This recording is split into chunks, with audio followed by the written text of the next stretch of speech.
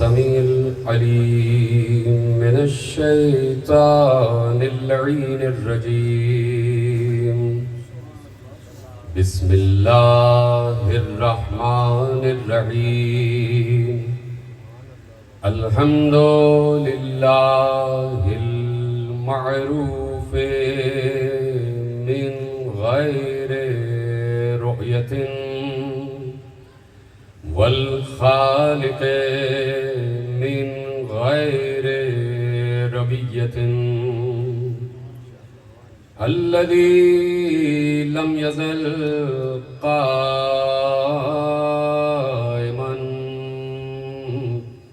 دائما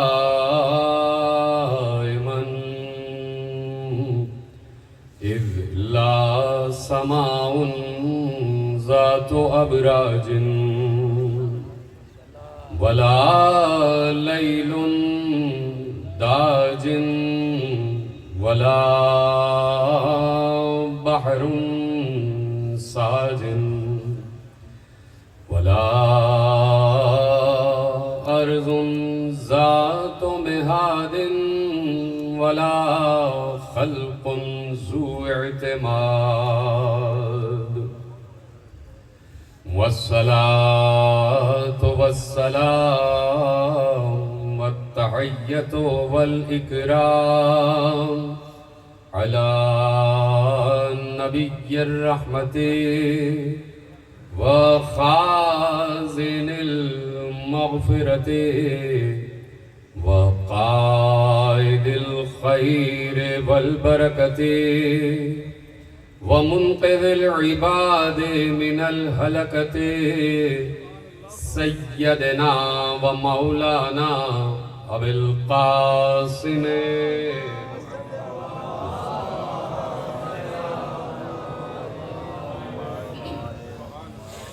وأهل بيته الطيبين الطاهرين المعصومين المظلومين المنتخبين المنتجبين، الذين أذهب الله عنهم الرجس وطهرهم تطهيرا.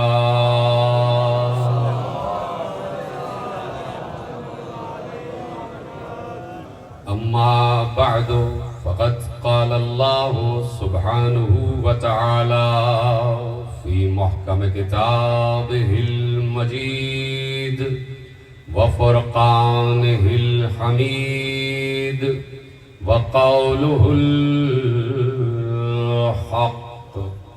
بسم الله الرحمن الرحيم. ذلك فضل الله يؤتيه من يشاء واللہ ذو الفضل العظیم. صلوات پڑھے محمد.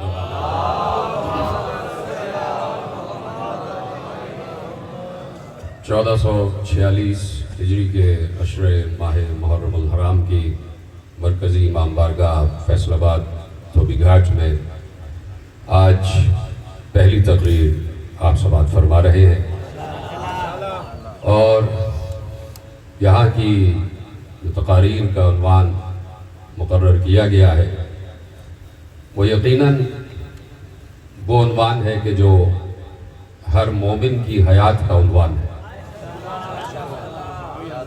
اور وہ عنوان ہے مقامات حیدریہ.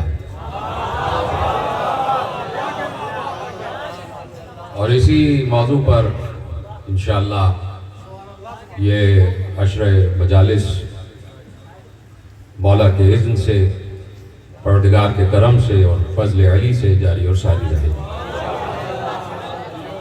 میں نے اسی لیے یہ بات عرض کی کہ یہ موضوع جسے مقامات حیدریہ کہتے ہیں، یہ خود ہر انسان سے سوال کرتا ہے کہ اس کے دل میں حیدر کا کیا مقام ہے.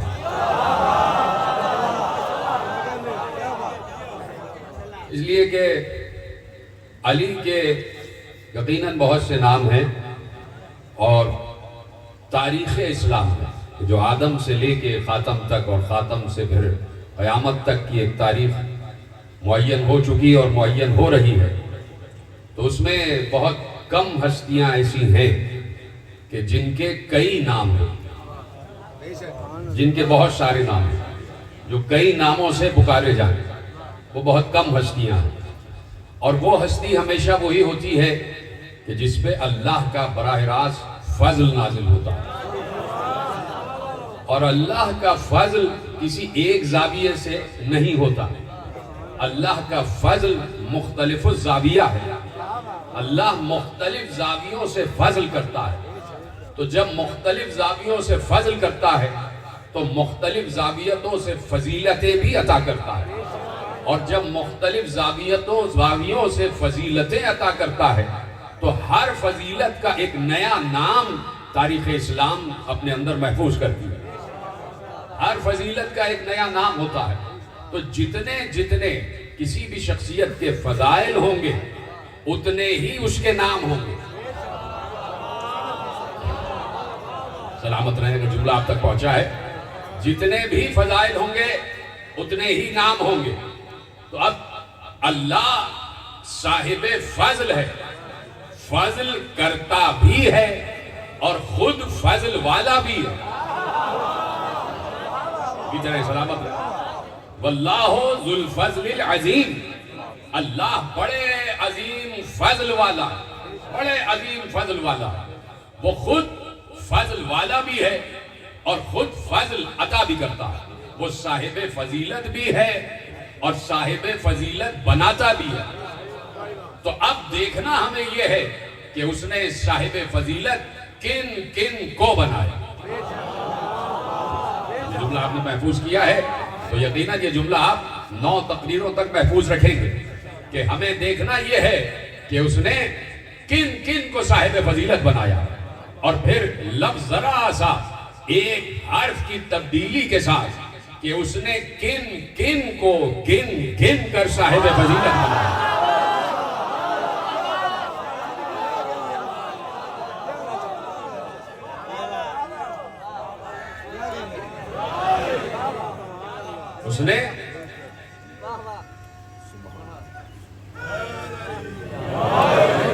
اس نے جنہیں اس قابل سمجھا، یہ تمیری جملے، اور یہ آپ محفوظ کریں گے، اور یہی جملے ہمارے اگلے آنے والے مراحل میں کام آئیں گے کہ اس نے جنہیں اس قابل سمجھا ان پر فضل عطا کیا، ان پر اپنا فضل نازل کیا۔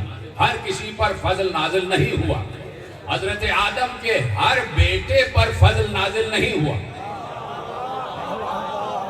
یہیں سے بات مڑ گئی اپنی منزل کی طرف۔ حضرت آدم کے ہر بیٹے پر فضل نازل نہیں ہوا، بالکل امیجیٹ 2 بیٹے حابیل اور قابیل، فرق بہت ہے۔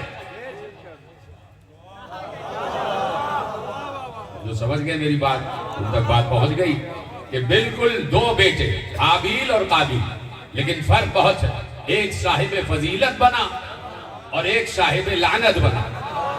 تو اسی طرح اولاد آدم جو قیامت تک جا رہی ہے اس میں بھی 2 ہی بیٹے رہیں گے، ایک صاحب فضیلت رہے گا، ایک صاحب۔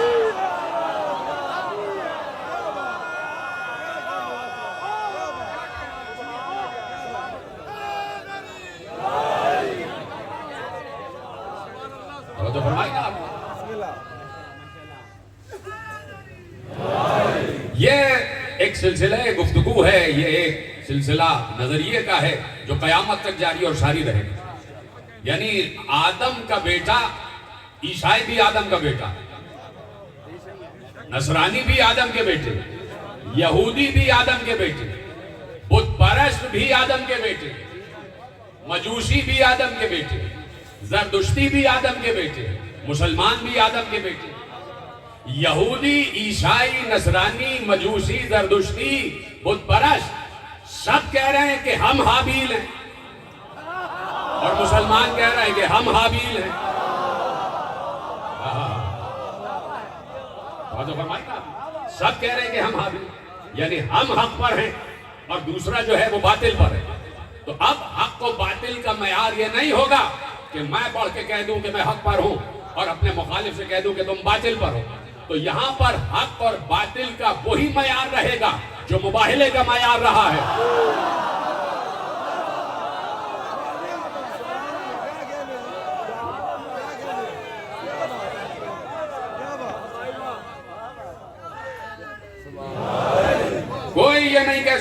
میں حق پر ہوں، میں باطل پر ہوں، اس لیے کہ 1400 برس گزر گئے، قرب رسول سے 1400 برس گزر گئے، فاصلہ ہو گیا 1400 برس کا، 14 صدیاں، 14 سینچریز. آپ سوچیں یہ کوئی معمولی بات نہیں ہے، 1400 برس، یعنی ایک حد فاصل ہے جو پیغمبر میں اور آج کی امت میں قائم ہوا ہوا. آج کی ملت میں، آج کی انسانیت میں، آج کے بشر میں پیغمبر سے 1400 برس کا فاصلہ قائم ہوا ہوا. پیغمبر پردے میں ہیں، نہیں پوچھ سکتے کہ یا رسول اللہ یہ حق پر ہے یا میں حق پر ہوں. کتابوں میں وہ روایتیں بھی لکھی گئیں کہ جہاں سلطنتوں نے، جابر بادشاہوں نے، قہار ملوک نے پیسے دے کر روایتیں لکھوائیں، درہم و دینار بانٹ کر روایتیں لکھوائیں، جہاں کتابیں تدوین کی گئی اور ان کتابوں میں الٹ اور فوجری کی گئی، ان کتابوں میں کہیں نہ کہیں الٹ کیا گیا، کسی کی فضیلت کسی کی طرف. تو کتابیں بھی لکھ دی گئیں، حوالے بھی موجود ہیں. میں من جملہ عالم انسانیت کی بات کر رہا ہوں، میں صرف اس وقت فوکس نہیں کر رہا کہ میں عالم اسلام کے اندر کی بات کر رہا ہوں. میں من جملہ، میں نے اسی لیے کہا کہ سب آدم کے بیٹے ہیں اور سب کہتے ہیں کہ میں حق پر ہوں. تو اب بہت سی کتابیں لکھوائی گئیں اور کتابوں کے لکھوانے کے مقاصد میں پیچھے مادہ پرستی، پیچھے مٹیریلزم، پیچھے دنیا طلبی، پیچھے شہوت پرستی، یہ ساری چیزیں رہی. اور بعض روایتیں تو ایسی ہوئی کہ میں صرف اشارہ کرتے ہوئے آگے بڑھ جاتا ہوں کہ میرے ذہن میں بات آ گئی کہ کسی نے کہا کہ یہ فضیلت جو پیغمبر کے بھائی کے لیے ہے یہ کسی اور کی طرف منتقل کرو. اس نے کہا میں ایسا نہیں کر سکتا. تو لوگوں نے سمجھا کہ یہ بہت بڑے متقی ہیں، پرہیزگار ہیں، اور یہ بڑے اصول پسند ہیں، یہ بڑے جری ہیں، دلیر ہیں، اس لیے منع کر رہے ہیں کہ میں ایسا نہیں کر سکتا. وہاں سے دام لگنا شروع ہوئے. کہا 1 لاکھ دینار دیں گے، انہوں نے کہا نہیں کر سکتا. ڈٹ گئے. کہا 2 لاکھ دیں گے، کہا نہیں کر سکتا. کہا 3 لاکھ دیں گے، کہا نہیں کر سکتا. کہا 4 لاکھ دیں گے، کہا لاؤ کاغذ خلا. توجہ فرما رہے ہیں نا آپ؟ تو یہ تاریخ نے مناظر دیکھے کہ جہاں عیسائیت بھی، یہودیت بھی، نصرانیت بھی، یہ ساری چیزیں ہمارے سامنے ہیں. تو تاریخ نے یہ مناظر دیکھے. تو اب کتابوں میں الٹ ہو چکا ہے. یہ بات یاد رکھیے گا کہ کتب میں، حوالہ جات میں مسائل بہت گمبھیر ہو گئے. اور پھر اب جو نئے ایڈیشنز آ رہے ہیں اس میں بھی قطر بیوت ہو رہی ہے، اس میں بھی ایڈیٹنگ ہو رہی ہے. تو اب کچھ نہیں پتا کہ بھائی کون سچ پر ہے کون جھوٹ پر ہے. تو صرف اس دن کے لیے پیغمبر سے اللہ نے کہا ثم نبتہل فنجعل لعنت اللہ علی الکاذبین. کہا کہ پھر مباہلہ کیا جائے. تو مباہلے کا میدان آج بھی ایکٹیو ہے. مباہلے کا میدان بند نہیں ہوا. جہاد پر بہت سے نظریات ہیں کہ کرنا چاہیے یا نہیں کرنا چاہیے، لیکن مباہلے کا میدان آج بھی کھلا ہوا ہے. مباہلے کا میدان آج بھی کھلا ہوا ہے اور قیامت تک کھلا رہے گا. یہ جملہ آپ نے محفوظ نہیں کیا. بھائی مباہلے میں ہوا کیا؟ مجھے یہاں رکنا نہیں تھا، لیکن آپ کی خاموشی نے مجھے مجبور کیا کہ میں رکوں، مجھے آگے بڑھنا تھا. بھائی مباہلے کا میدان آج بھی ہے، کل بھی تھا، اور قیامت میں بھی مباہلہ ہوگا. قیامت میں بھی مباہلہ ہوگا. تو مباہلے میں ہوا کیا ہوا؟ لعنت اللہ علی الکاذبین. یہی ہوا نا کہ جھوٹوں پر اللہ کی لعنت. یعنی مباہلہ اور مباہلے کا سب سے بڑا جو عنصر ہے وہ ہے لعنت. یہ لعنت رکے گی نہیں، اس لعنت کو قیامت تک جانا. اسی لیے اللہ نے سورہ مبارکہ اعراف میں ایک منظر بیان کیا، اور منظر یہ بیان ہوا کہ اصحاب جنت اصحاب جہنم سے کہیں گے.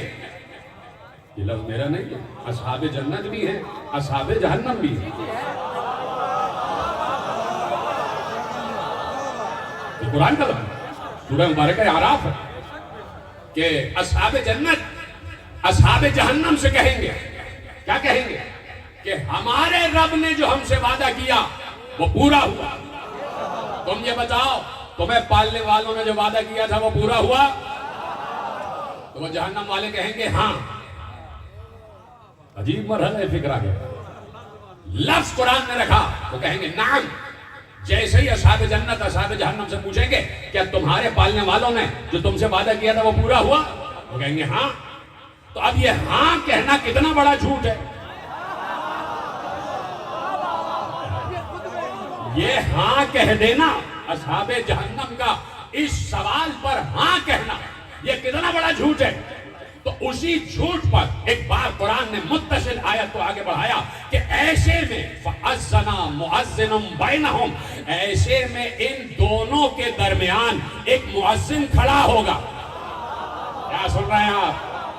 فَأَذَّنَ مُعَذِّنٌ بَيْنَهُمْ، اصحاب جنت اور اصحاب جہنم کے درمیان ایک مؤذن کھڑا ہوگا اور کھڑے ہو کے اذان دے گا. مؤذن کا کیا کام ہے؟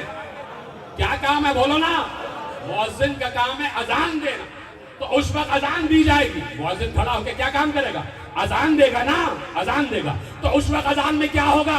اس وقت اذان میں یہ نہیں ہوگا اللہ اکبر اشہد ان لا الہ الا اللہ اشہد ان محمد رسول اللہ، یہ نہیں ہوگا. ایک بار وہ مؤذن کھڑا ہو کے کہے گا اللعنۃ اللہ علی الظالمین.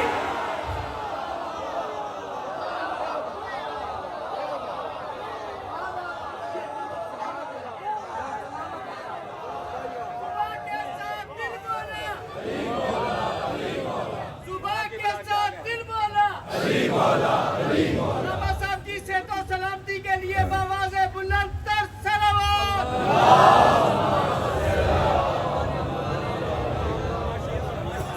اذان دینے والا اذان دے گا. اذن اذان دے گا. مؤذن اذان دے گا. بینہم دونوں کے درمیان کھڑے ہو کے اذان دے گا. اور اذان میں کیا کہے گا؟ اللعنۃ اللہ علی الظالمین. میری لعنت نہیں، کسی اور کی لعنت نہیں، اللہ کی لعنت ہو ظالموں پر. اللہ کی لعنت ہو ظالموں پر. اللہ کی لعنت ہو ظالموں پر. اب فوراً اس آیت سے متصل دوسری آیت ہے.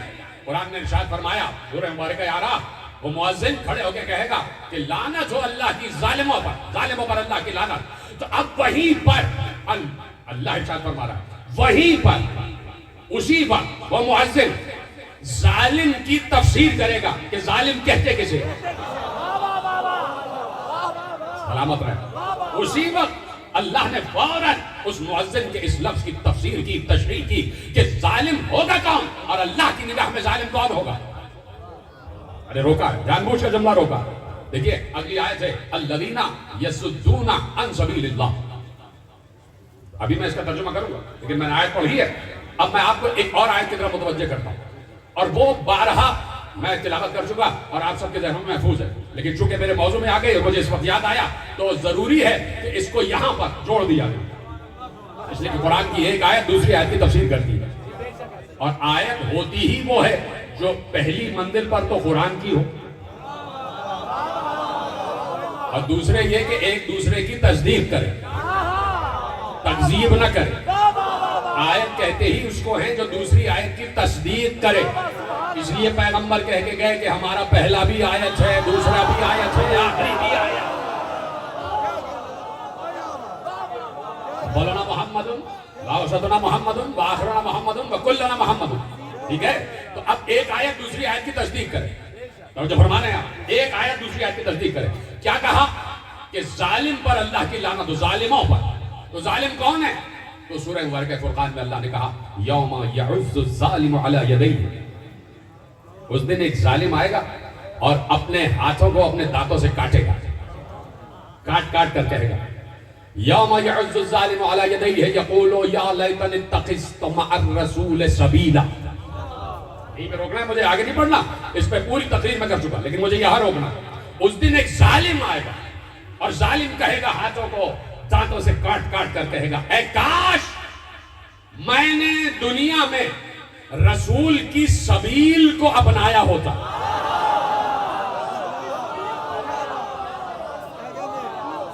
یا لیتنی اتخذت مع الرسول سبیلا، اے کاش میں رسول کے ساتھ سبیل پر رہا ہوتا.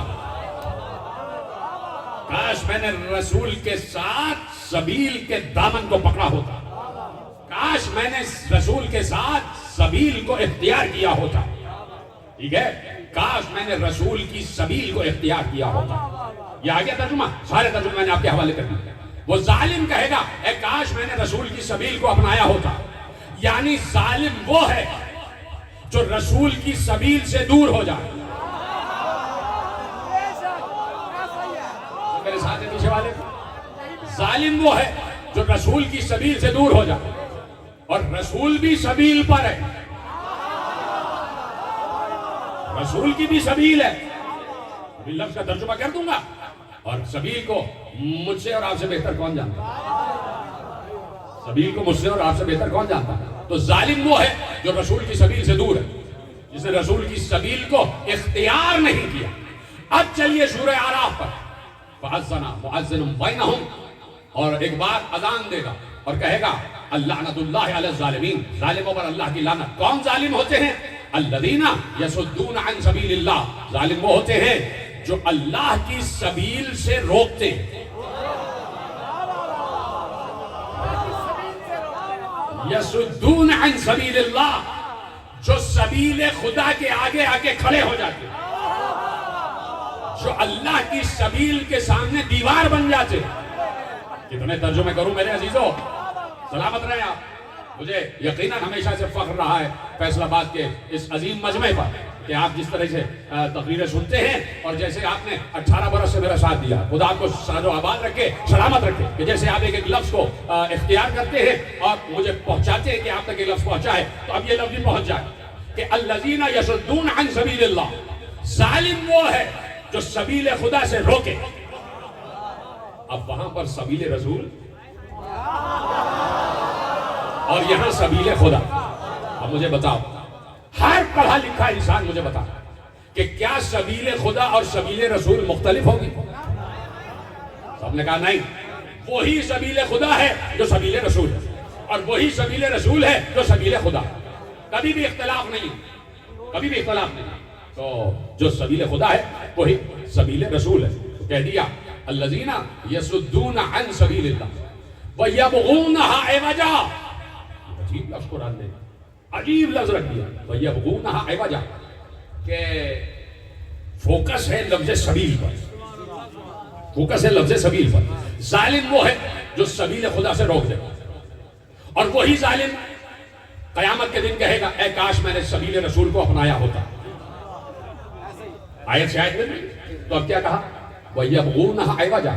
اور یہ ابھی یاد ہے کہ جو میں نے ابھی جملہ کہا کہ ادھر کی ادھر, ادھر کی ادھر کی گئی, یاد ہے نا جملہ؟ لفظ سے لفظ جڑا ہوا ہے. 4 لاکھ دینار یاد آ گئے نا؟ تو اب سنیے, یبغونہا عوجا, اور اس سبیل میں کج مج راستے بنا دیتے ہیں. سبیل یہ ہے, وہ کہتے ہیں ادھر چلے جاؤ, ادھر چلے جاؤ, دائیں چلے جاؤ, بائیں چلے جاؤ.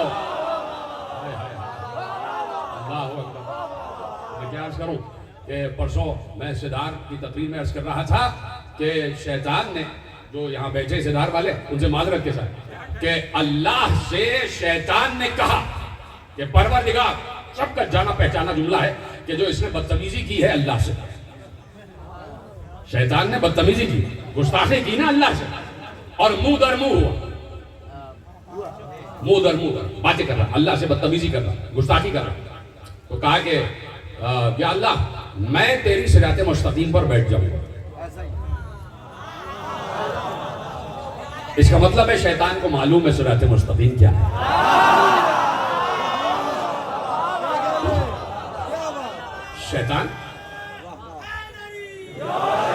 شیطان جانتا ہے صراط مستقیم کیا ہے, تبھی اس نے کہا کہ میں تیرے صراط مستقیم پر بیٹھ جاؤں گا. اللہ نے جواب میں یہ نہیں کہا کہ تجھے کیا معلوم صراط مستقیم کیا ہے, اس لیے کہ اللہ جانتا ہے کہ اسے معلوم ہے کہ صراط مستقیم کیا ہے.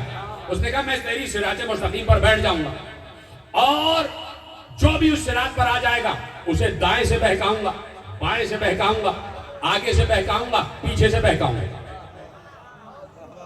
تو اسی دن کے لیے میں کہتا ہوں کہ کبھی دائیں بائیں والوں پر اعتبار نہ کرنا.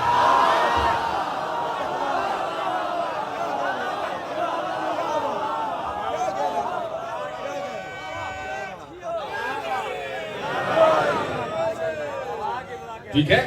تو سبیل خدا میں ٹیڑھ پیدا کرتا، دائیں سے بہکائے گا، بائیں سے بہکائے گا، آگے سے بہکائے گا، پیچھے سے بہکائے گا، یعنی صراط سے ہٹائے گا۔ دائیں والا کہے گا میری طرف آ جا، بائیں والا کہے گا میری طرف آ جا، آگے والا کہے گا میری طرف آ جا، پیچھے والا کہے گا میری طرف آ جا، چاروں طرف سے اسے کھینچا جائے گا۔ اللہ چپ ہو گیا اور اللہ نے قدرت مسکرا کے کہنے لگی، قرآن میں لفظ نہیں ہے لیکن یہاں پر معصوم کا جملہ آپ کے حوالے کرتا ہوں کہ اللہ کو معلوم تھا کہ یہ جانتا ہے کہ صرف 4 سمتیں ہیں، دائیں بائیں آگے پیچھے، تو اللہ نے کہا کہ تو دائیں بائیں آگے پیچھے سے بہکائے گا، ایک سمت اور بھی ہے، وہ ہے آسمان، میں وہاں سے ہدایت دینے والا بھیجوں گا۔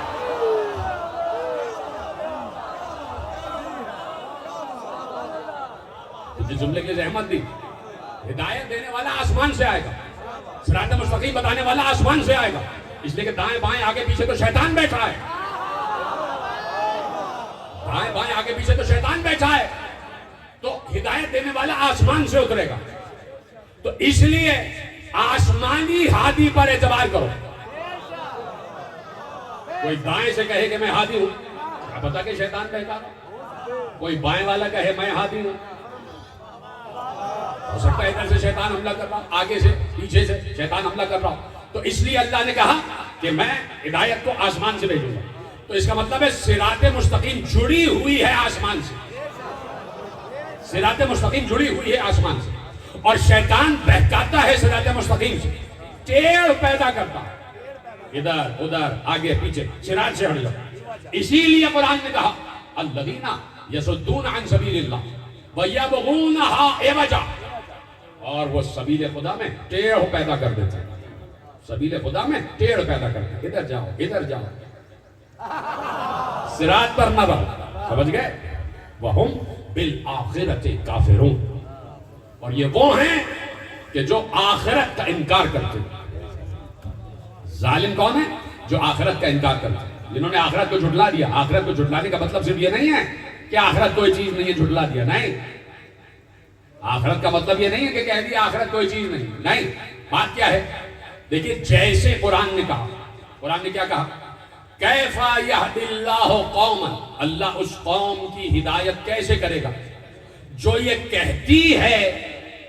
کہتی ہے کہ محمد اللہ کے رسول ہیں، لیکن پھر بھی وہ راہ ہدایت سے بھٹکے ہوئے۔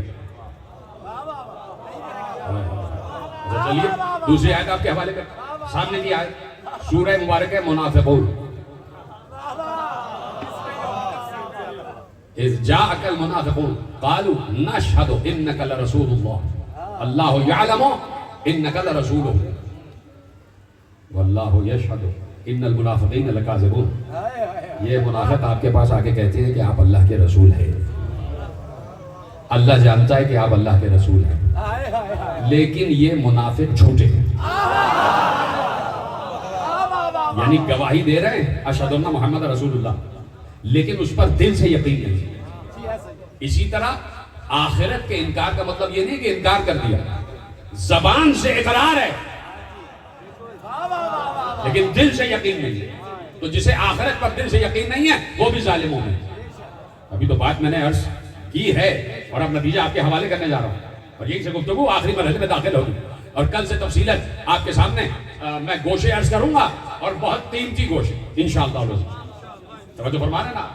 تو کہا کہ یہ وہ ہیں کہ جو سبیل خدا سے روکتے ہیں، اور یہ سبیل خدا میں دائیں بائیں راستے نکال دیتے ہیں، ادھر ادھر آگے پیچھے ٹیڑھ پیدا کرتے ہیں، اور ان کا آخرت پر یقین نہیں، یہ آخرت سے انکار کرتے ہیں۔ ٹھیک ہے، سورہ مبارک ہے محمد، درود تو بنتا ہے نا، آیتیں سنیں اور اس کے بعد میں نتیجہ آپ کے حوالے کرتا ہوں۔ سورہ مبارک محمد میں ارشاد فرمایا الذین کفروا عن سبیل اللہ اضل اعمالہم، جس نے سبیل خدا کا انکار کیا،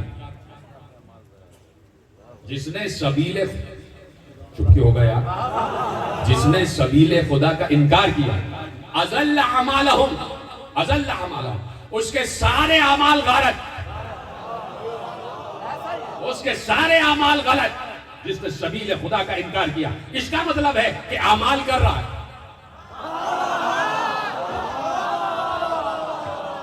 یہ تیرا سلامت رہے. اس کا مطلب ہے کہ اعمال کر رہا ہے. تو اللہ نے کیا کہا؟ جس نے سبیل خدا کا انکار کیا اب اس کے سارے اعمال غلط کر دے. اس کے سارے اعمال غلط. توجہ فرما لیا آپ نے. اب دیکھیے لفظ جو قرآن نے استعمال کیا ہے نا، صد، صاد دال، صد یعنی دیوار بن جانا. تو سبیل خدا کے ساتھ لفظ صد یہ بہت اہمیت رکھتا ہے. سبیل خدا کے ساتھ لفظ صد یعنی دیوار بن جانا یہ بڑی اہمیت رکھتا ہے. وہاں پر کیا کہا؟ الذین یصدون عن سبیل اللہ، وہ سبیل خدا کے سامنے دیوار بن جاتے ہیں. اور اب سورہ مبارکہ نحل میں ارشاد فرمایا الذین کفروا وصدوا عن سبیل اللہ زدناہم عذابا فوق العذاب. یہ آسان آیتیں ہوتی ہیں، اس کو تو سمجھا کرے. کہا کہ جو سبیل خدا کا انکار کرے گا اور سبیل خدا کے سامنے دیوار بن جائے گا. اب یہاں دونوں لفظ آ گئے. ایک آیت میں صرف دیوار کا لفظ، سورہ محمد میں صرف کفر کا لفظ یہ سبیل خدا کا انکار، اور یہاں دونوں لفظ آ گئے. کہا کہ الذین کفروا وصدوا عن سبیل اللہ، جو لوگ سبیل خدا کا انکار کریں اور اس کے سامنے سد راہ بن جائیں، اس کے سامنے دیوار بن جائیں، اس کو مسدود کر دیں، اس کا انکار کر دیں. وہ کون ہے؟ زدناہم عذابا فوق العذاب، ہم ان کے عذاب پر عذاب، عذاب پر عذاب، عذاب پر عذاب، ہم ان کے عذاب میں اضافہ کرتے چلے جائیں گے، اضافہ کرتے چلے جائیں گے. بما کانوا یفسدون، کہ جو انہوں نے زمین پر فساد برپا کیا. اس کا مطلب ہے سبیل خدا سے روکنا سب سے بڑا فساد ہے. سبیل خدا سے روکنا سب سے بڑا فساد ہے.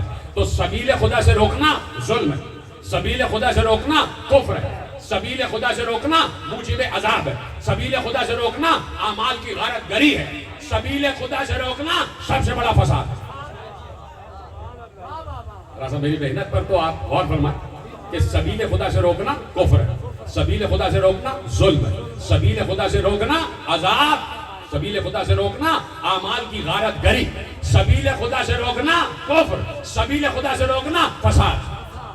ساری باتیں سمجھتے ہیں آپ؟ یعنی سبیل خدا سے روکا تو یہی فساد ہے. ہاں بیٹھے ہیں آپ. سبیل خدا سے روکنا کیا کہا؟ یہی فساد ہے. چاہتا تو ابھی آیت پڑھ دیتا جو آپ کے ذہنوں میں ہے، لیکن میں نے سوچا ابھی نہیں، بعد میں پڑھوں گا تو حضرت طبیعت اور بلند ہو جائے گا، آپ کی طبیعت میں اور وارفتگی آ جائے گی. اسی لیے میں نے آیت کو روکا. آیت آپ کے ذہنوں میں ہے، بڑی صاحب نے کی آیت. سبیل خدا سے روکنا فساد، سب سے بڑا فساد یہ ہے کہ سبیل خدا سے روکا جائے. ایک بار سوایت محرکہ ابن حجر مکی عالم اہل سنت، اور میں اسی لیے علماء اہل تسنن کا بڑا احترام کرتا ہوں اور ہمیشہ کہتا ہوں کہ شیعہ سنی میں کوئی فرق نہیں ہے. اور یہ محرم کا مہینہ مہینہ اتحاد ہی ہے، اس میں کوئی فساد نہیں، اس میں کوئی اختلاف نہیں. اس لیے کہ حسین سب کے، حسین سب کے، کربلا سب کی. شرط کربلا اور حسین کو اپنانے کی یہ ہے کہ تم میں کفر کے خلاف ڈٹ جانے کی ہمت ہو، کفر کے خلاف ڈٹ جانے کی ہمت ہو. تب کہو کہ میں حسینی ہوں، تب کہو کہ میں کربلائی ہوں. تو کفر کے خلاف ڈٹ جانا صرف یہ نہیں ہے کہ کلاشنکوف لے کے میدان میں آ گئے. یہ میرا موضوع رہے گا اور کل سے میں اس کی تفصیلات آپ کے حوالے کروں گا. آج کی تبلیغی تقریر ہے مقامات حیدریہ اور آپ کے حوالے جملے کہ کہہ دیا کہ فساد ہے. سب سے بڑا فساد سبیل خدا سے روکنا. سوایت محرکہ ابن حجر مکی ایک بات کہتے ہیں، بڑی سامنے کی بات ہے، بچے کو انشاءاللہ یاد ہے اور نہیں ہے تو یاد ہونی چاہیے، یاد ہونی چاہیے. ایک بات کہا کہ اللہ اکبر، کہا کہ جنت والے جنت کی طرف جا رہے ہوں گے، جہنم والے جہنم کی طرف. فیصلہ ہو چکا، اعمال کی بنیاد پر فیصلہ ہو چکا کہ کس کو جنت میں جانا ہے، کس کو جہنم میں. اور ایک بار فوراً آواز آئے گی وَقِفُوهُمْ، انہیں روکو، انہم مسئولون، ان سے ایک سوال ہونا ہے.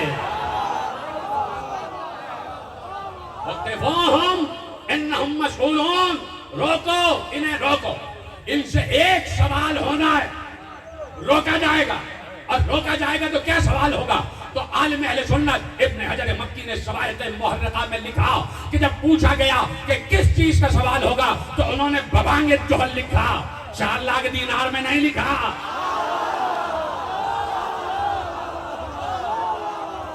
ببانگ جوہل لکھا عن ولایت علی ابن ابی طالب۔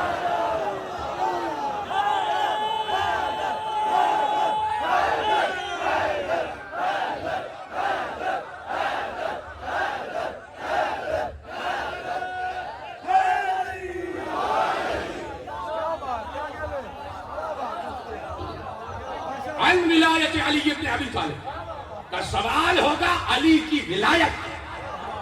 مقامات حیدریہ یاد ہے وہاں کہا کہ جنت جہنم والوں سب سے سوال ہوگا، یہ بتاؤ نماز پڑھ لی، روزہ رکھ لیا، حج کر لیا، زکات دے دی، جہاد کیا، بہت کیا، جاؤ جنت میں۔ تم نے نماز پڑھی؟ نہیں۔ روزہ رکھا؟ نہیں۔ حج کیا؟ نہیں۔ زکات دی؟ نہیں۔ جہاد کیا؟ نہیں۔ جاؤ جہنم۔ چلے جنت والے جنت کی طرف، جہنم والے جہنم کی طرف، کا دونوں کو روکو۔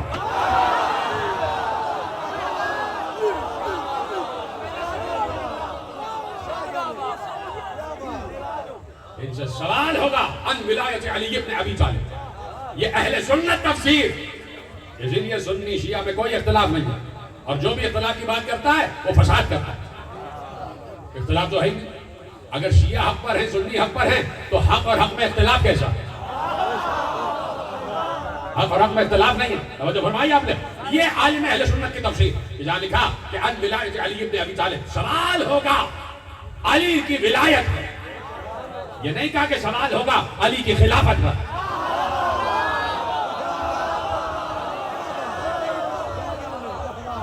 علی کی ولایت پر سوال ہوگا، علی کی ولایت پر سوال ہوگا۔ یہ ہے تفسیر اہل تسنن۔ اور ایک بات اہل تشیع عالم نے لکھا کہ پوچھا جائے گا کہ سوال کس چیز کا ہے، کہ عن ولایت علی ابن ابی طالب۔ آگئی بات، انہوں نے فوراً تفسیر میں آیت لکھی کہ یوم یعز الظالم علی یدیہ۔ اب نتیجہ آ رہا ہے، ساری سبیل اللہ، سبیل رسول کی آیتیں یاد ہیں جو میں نے پڑھی، ساری تفصیل یاد ہے کہ سبیل خدا کیا ہے، سبیل رسول ہے اور سبیل خدا ہے۔ اب فیصلہ ہونے جا رہا ہے کہ سبیل کہتے کسے ہیں۔ ساری آیتیں ذہن میں لے آنا کہ سبیل خدا، سبیل اللہ، مؤذن اذان دے گا کہ ظالموں پر لعنت، کہ جنہوں نے سبیل خدا سے روکا وہ ظالم، جو سبیل خدا کا انکار کرے وہ کافر، جو سبیل خدا سے روکے وہ مفسد۔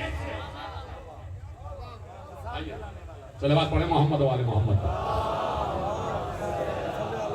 میں نے کہا حسن صادق صاحب بھی آ جائیں تو نتیجہ آپ کے حوالے کروں۔ توجہ ہے؟ قبلہ تشریف لائیے، مولا آپ کو سلامت رکھے۔ توجہ ہے سب میرے ساتھ؟ سبیل خدا کی ساری آیتیں یاد، سبیل رسول کی ساری آیتیں یاد۔ اللہ کی سبیل بھی ہے اور رسول کی سبیل بھی ہے۔ الذین یصدون عن سبیل اللہ، یہ لوگ وہ ہیں ظالم کہ جو سبیل خدا سے روکتے تھے۔ سبیل خدا کا انکار کفر، سبیل خدا کا انکار فساد، سبیل خدا کا انکار ظلم، سبیل خدا کا انکار اعمال غارت۔ ٹھیک ہے، یہ ساری چیزیں یاد ہیں۔ اور مؤذن کہے گا کہ سبیل خدا سے انکار کرنے والوں پر لعنت۔ اور اب عالم وقت نے لکھا کہ جیسے ہی آیت سنائی کہ یوم یعز الظالم علی یدیہ یقول یا لیتنی اتخذت مع الرسول سبیلا، وہ ظالم کہے گا اے کاش میں نے دنیا میں رسول کا راستہ اپنایا ہوتا۔ تو اب عالم لکھتے ہیں، اور میرے مکتب کے عالم نے لکھا کہ وہ ظالم کون ہوگا، تو معصوم نے ارشاد فرمایا کہ جو کہتا تو ہوگا کہ اللہ ایک ہے، جو کہتا تو ہوگا رسول بھی ہے، لیکن وہ یہ کہے گا اے کاش میں نے علی کو بھی ولی مانا ہوتا۔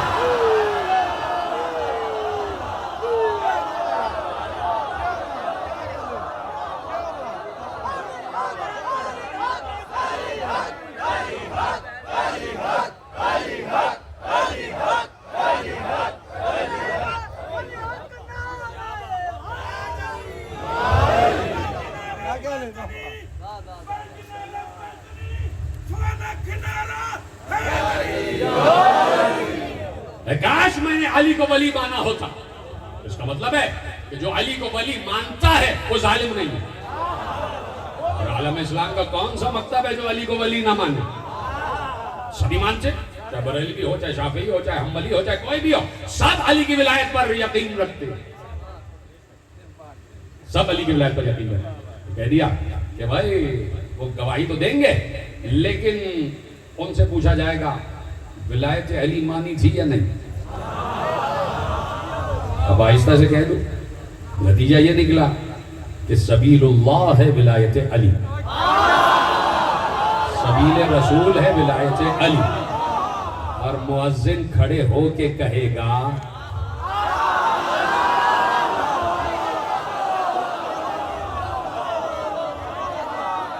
الذین یصدون عن سبیل اللہ، یہ وہ ظالم ہیں کہ جو علی کی ولایت سے روکتے تھے. جو علی کی ولایت سے روکتے تھے، تو جو علی کی ولایت سے روکے وہ ظالم، جو علی کی ولایت سے روکے، بولتے جائیں نا آپ، جو علی کی ولایت سے روکے اس کے سارے اعمال. اب قرآن نے کہا بما کانوا یفسدون، انہوں نے جو فساد دنیا میں پھیلایا تھا.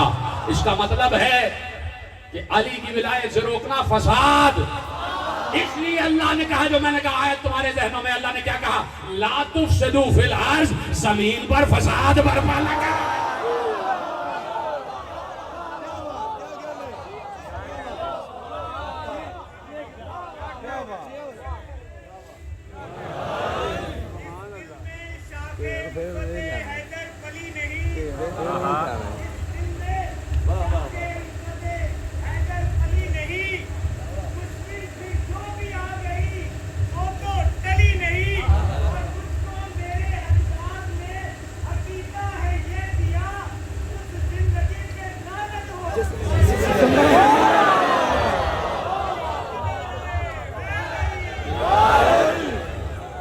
فرمائی نا آپ نے، یہ مقامات حیدریہ یہ بنائے ہوئے ہمارے مقام نہیں ہیں، یہ ہمارے بنائے ہوئے مقامات نہیں ہیں.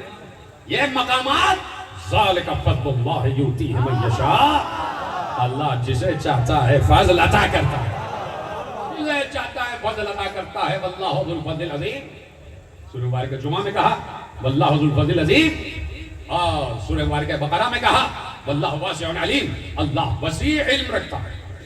وہ علم رکھتا ہے، اس لیے اسے معلوم ہے کس کو فضیلت دینا، کس پر فضل نازل کرنا. تو فضیلت علی اور مقامات حیدریہ کے مقر ہیں عالم اسلام کے ہر پڑھے لکھے انسان. ہر انسان جو پڑھا لکھا ہے وہ فضیلت علی کا اقرار کرتا ہے. کوئی بھی فضائل علی کا انکار نہیں کرتا، سب فضائل علی کا اقرار کرتا ہے.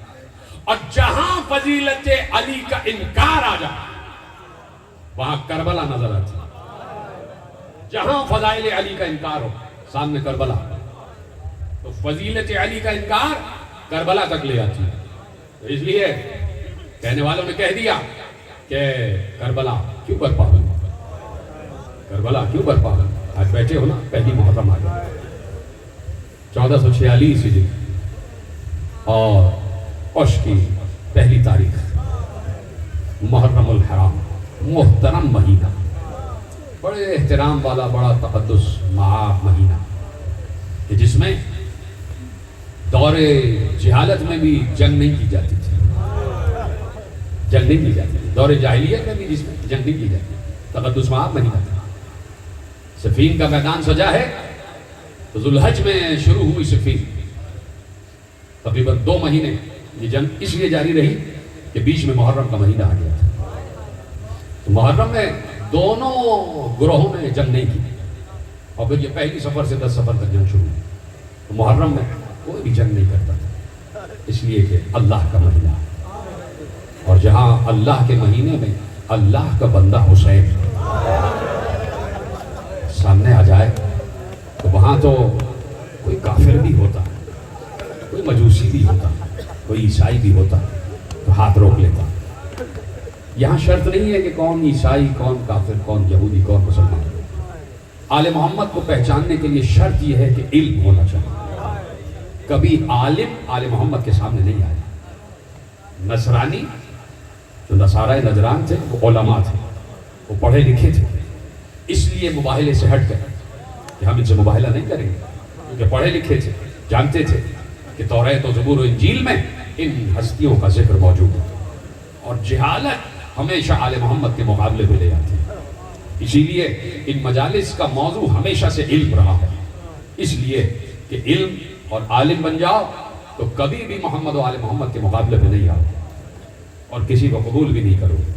तो करबला में इल्म का जहालत से मुकाबला था, करबला में हक का बातिल से मुकाबला था, करबला में सच का झूठ से मुकाबला था, करबला में दो ताकतें थीं कि जिनमें यकीनन हक पर हुसैन है और यजीद मलाऊन बातिल पर, और क़यामत तक बातिल पर रहेगा। खत्म हो गई तकरीर मेरे अजीज। 1446 बरस हो गए करबला बर्पा हुए, आज पहली मुहर्रम। जरा 60 हिजरी के 61 हिजरी के पहले मुहर्रम को सोचो कि इस वक्त जो वक्त गुजर रहा है, इस वक्त हुसैन का काफिला किस मंजिल से गुजर रहा है। करबला से बिल्कुल करीब हुसैन, बस 2 मंजिल रह गई करबला में, और 2 मुहर्रम को हुसैन करबला पहुंच जाएंगे। आज वो मंजिल है कि हुसैन करबला की तरफ गामजन है, सामने यजीदी लश्कर है, हजारों की तादाद में हुसैन को घेरने के लिए आ गए। बस एक ही जुमला है, इस पर मुझे यकीन है कि कोई दहन ऐसा, कोई ज़बान ऐसी नहीं होगी जो हाय ना कह दे कि क्या उन यजीदियों को ये मालूम नहीं था कि हुसैन के साथ अली की बेटी थी। अजरकुम अल्लाह, हुसैन के साथ नबी की नवासी थी, हुसैन के साथ हुसैन की 4 बरस की छोटी सी बच्ची थी, हुसैन के साथ हुसैन के अहले हरम भी है, हुसैन की अज़वाज भी घर वालों को लेके आए थे। तो गोया ये करबला नहीं है, ये मुबाहिला था जो हुसैन मैदान करबला में बर्पा कर रहे थे।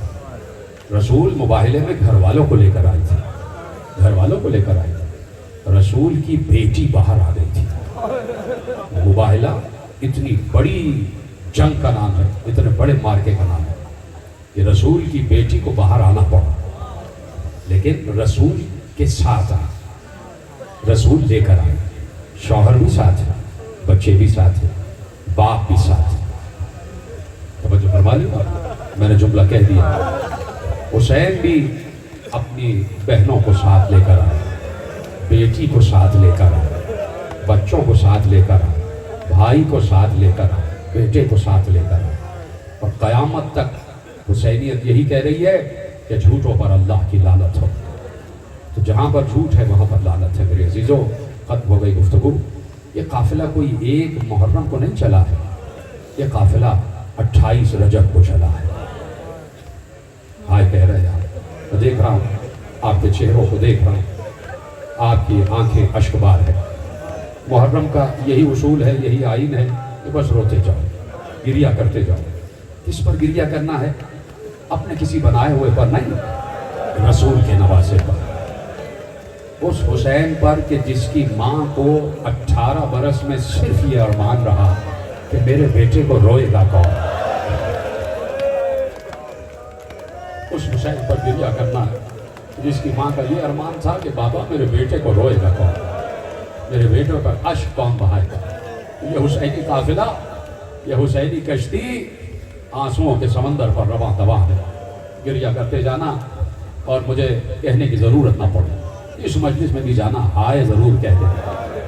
आंसुओं का इंतज़ार ना किया करो, आंसू कभी आते हैं कभी नहीं आते, लेकिन ये ज़बान अपने इख्तियार में है, हाय कहते रहा करो। इससे एक माँ बहुत खुश होती है, एक उजड़ी हुई माँ बहुत खुश होती है। वो माँ जो हर अदा खाने में आती है, जिसके घर में अदा खाना सजता है, जहरा वहाँ आ जाए। इतनी बेकस माँ है, इतनी उजड़ी हुई माँ है, उसे कुछ नहीं चाहिए अदादारों तुमसे, सिर्फ वो हाथ में रूमाल लेके ये देखती है कोई है जो मेरे हुसैन पर आंसू बहाए, और इन आंसुओं को जमीन पर मादर हुसैन गिरने नहीं देती। بس اس کو یہی تمنا ہے میرے عزیزوں، بس گریے سے یہ قافلہ آگے بڑھتا رہے۔ 28 رجب حسین کی سواریاں تیار ہو گئی، چلے ہیں حسین، 10 دن کے ہے، ننھا سا شیر خار مجاہد، کل 18 دن کا، اور اس میں حسین لے کر چلے ہیں بی بی سکینہ 3.5 برس کی۔ لیکن میں چاہتا ہوں اگر مجھے اجازت دو تو میں نے کتابوں میں پڑھا ہے کہ حسین کی ننھی سی 2 بیٹیاں تھیں، 2 بیٹی، ماں کے نام میں اختلاف ہے لیکن یہ بات طے ہے کہ 2 بچیاں تھیں ننھی ننھی، ایک 3.5 برس کی، ایک 4 برس کی۔ 3.5 برس کی بچی کا نام رقیہ، 4 برس والی بچی کا نام سکینہ۔ دونوں سے باپ بڑی محبت کرتا تھا، دونوں بچیوں کو لے کر چلا۔ سنو گے جملہ؟ یہ جملہ تو وہ پڑھتا 10 محرم کو، لیکن میں کیا کروں؟ تم نے وہ روایت سنی ہوگی نا، میں صرف اشارہ کروں گا، ہائے کرنا تمہارا کام ہے۔ تم نے روایت سنی ہوگی نا کہ جیسے ہی قافلہ لٹا ہوا 11 محرم کو آگے بڑھا ہے تو ایک بچی نے اپنے آپ کو بابا کے سینے پر گرا لیا۔ راوی کہتا ہے وہ 3.5 برس کی چھوٹی سی سکینہ تھی، چھوٹی سی رقیہ، جسے تازیہ نے مار مار کے حسین کے لاشے سے جدا کیا گیا۔ اجرکم اللہ، حسین کی مظلومیت ہے میرے عزیزو، حسین کوئی کسی کم مظلوم انسان کا نام نہیں۔ 28 رجب فہرست تیار ہو رہی ہے، سکینہ حسین کی پشت پر کھڑی ہوئی، 4 برس کی سکینہ حسین کی پشت پر کھڑی ہوئی۔ حسین عباس سے فہرست لکھوا رہے ہیں، نام لکھو، سب کے نام، سب کے نام۔ حسین نے سب کے نام لکھوا دیے۔ ایسے میں سکینہ مڑ کے گئی، ایک حجرے میں چلی گئی، ایک حجرے میں جا کے کہتی ہے، جیسی لفظ سنو گے نا سمجھ جاؤ گے کس کا حجرہ۔ حجرے میں جا کے کہتی ہے، بہن سب کے نام لکھ گئے، تمہارا نام نہیں تھا۔ اجرکم اللہ، بہن سب کے نام فہرست میں، تمہارا نام۔ ایک بار صغرا بستر بیماری سے بلند ہو کے کہتی ہیں، سکینہ کیا کہہ رہی ہے؟ کیا بابا کہیں جا رہے ہیں؟ رفت سفر باندھ لیا ہے؟ کہاں بابا کل جا رہے ہیں؟ بہن سب کا نام ہے، میں ابھی فہرست دیکھ کر آ رہی ہوں، آپ کا نام نہیں۔ وہ یہ سننا تھا کہ صغرا کا گریہ بڑھتا گیا۔ ایسے میں حسین حجرہ صغرا میں آ گئے۔ صغرا نے چاہا کہ کھڑے ہو کے بابا سے لپٹ جائے، حسین آگے بڑھے، صغرا کے بستر پہ بیٹھ گئے، بچی کو سینے سے لگا دیا۔ صغرا تمہیں پتا ہے تم سے کچھ کہنے آیا ہوں۔ کہا بابا میں جانتی ہوں آپ کل جا رہے ہیں، بابا میں آپ سے ناراض ہوں۔ کہا کیا بات ہے؟ کہا بابا میں نے سنا ہے سب کو لے جا رہے ہیں، مجھے نہیں لے جا رہے۔ بابا جانے والوں کی فہرست میں میرا نام نہیں۔ صغرا کو سینے سے لگا دیا، صغرا کے رخسار پر پیار کیا۔ حسین کے بھی آنسو بہ رہے، صغرا کے بھی آنسو بہ رہے۔ معلوم کیا کیا یاد آ رہا تھا صغرا کو، بی بی کو کیا کیا یاد آ رہا تھا کہ سارا گھر بھرا ہوا ہے اور کل سارا گھر خالی ہو جائے گا۔ یہ تو اس وقت پتہ چلا کہ صغرا کے دل میں ارمان کیا تھا۔ آخری جملہ تقریر کا، صغرا کے دل کا ارمان اس وقت معلوم ہوا جب قافلہ جانا شروع ہوا۔ صغرا دروازے پہ آ کے کھڑی ہو گئی، نانی ام سلمہ کا ہاتھ پکڑے ہوئے، ایک بار دروازے سے دیکھا قافلہ جا رہا ہے۔ کہا نانی یہ کون سے ناطے جا رہے ہیں؟ کہا ان پر مشکیں بار ہیں۔ دوسرے ناطے بڑھے، کہا نانی یہ کون سے ناطے ہیں؟ کہا ان پر شامیانے لدے ہوئے ہیں۔ آگے بڑھی، کہا نانی یہ کون سے قافلے ہیں؟ کہا ان پر سامان سفر لدا ہوا ہے۔ کچھ ناطے جن پر محملیں تھیں جب وہ آنا شروع ہوئے، صغرا نے کہا نانی وہ دور کس کا ناقہ نظر آ رہا ہے؟ کہا تمہاری ماں ام لیلہ کا ناقہ۔ وہ ناقہ آگے بڑھ گیا، صغرا نے کہا نانی یہ کس کا ناقہ جا رہا ہے؟ کہا بی بی ام رباب کا ناقہ۔ کہا علی اصغر خدا حافظ، علی اصغر خدا حافظ۔ کہا نانی یہ کس کا ناقہ جا رہا ہے؟ کہا بی بی ام فروا کا ناقہ۔ کہا کہ بی بی ام فروا خدا حافظ، بی بی ام رباب خدا حافظ۔ ایک ایک بی بی کا ناکہ جاتا رہا، ہر بی بی کا نام لے لے کے سغرا کہتی رہی خدا حافظ، ام رباب خدا حافظ، ام لیلہ خدا حافظ، بی بی زینب خدا حافظ، بی بی ام کلثوم خدا حافظ، سب کو خدا حافظ کہہ دیا۔ اب گھوڑے آنا شروع ہوئے، نانی یہ کون جا رہا ہے؟ کہ تمہارا بابا حسین جا رہا ہے۔ ایک بار سغرا نے جھک کر سلام کیا، بابا الوداع، بابا الفراق۔ کہا نانی یہ کس کا ناتا؟ کہا تمہارے چچا عباس کا ناتا۔ کہا چچا عباس خدا حافظ۔ کہا نانی یہ کس کا گھوڑا؟ کہا یہ گھوڑا جا رہا ہے جس پہ قاسم سوار ہے۔ کہا بھیا قاسم خدا حافظ، بھیا قاسم الوداع۔ کہا یہ کس کے نام گھوڑے جا رہے ہیں؟ کہا آن محمد کے گھوڑے جا رہے ہیں۔ کہا بھیا آن خدا حافظ، بھیا محمد خدا حافظ۔ ایک ایک جوان کو خدا حافظ کہا۔ اب ایک گھوڑے پہ نگاہ پڑی، سغرا نے کہا یہ کس کا گھوڑا؟ کہ تمہارے بھیا علی اکبر کا گھوڑا۔ اب تک خدا حافظ کہنے والی سغرا نے کہا نانی ذرا بھیا کو روکو، میں بھیا سے بات کرنا چاہتی ہوں۔ علی اکبر دوڑ کر آئے، سغرا کو سینے سے لگایا۔ سغرا نے کہا بھیا مجھ سے وعدہ کرو جب شادی ہوگی تو مجھے لینے آؤ گے، میں تمہارے سر پر سے